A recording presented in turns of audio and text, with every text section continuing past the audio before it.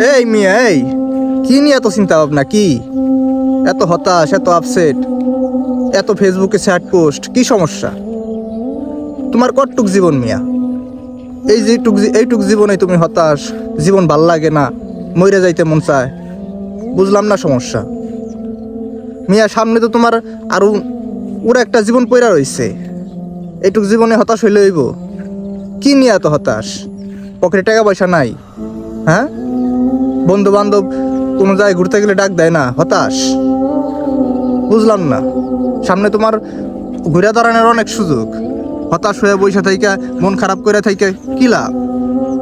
কি লাভ কও? তোমারে কইতেছি, শোনো, তোমারে কইতেছি, তোমার পকেটে টাকা না থাকলে তোমার কি দাম দেবো না?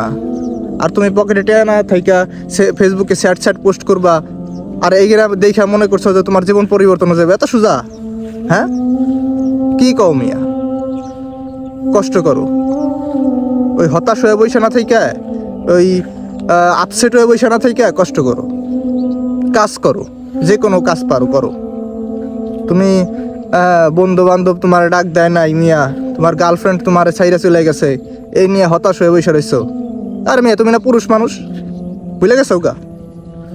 তুমি পুরুষ মানুষ মিয়া। মহিলার মতন চুরি পরে হাতে চুরি পরে ঘরে বসে থাকলে চলবো? কাজ করো, টাকা ইনকাম করো। তোমার বন্ধু বান্ধব ওই কাশেম কাকার মেয়ে শেফালি, তোমার দেখবে যে একলাই তোমার কাছে চলে আসে সব কিছু। তোমার পকেটে টাকা থাকলে এই গার্লফ্রেন্ড, বন্ধু বান্ধব ইয়া মিয়া তোমার এমনি হয়ে যাইব। এত হতাশ হওয়ার কি আছে জীবনে? এত হতাশ কে তুমি? বুঝলাম না আমি। এত আপসেট কে তুমি?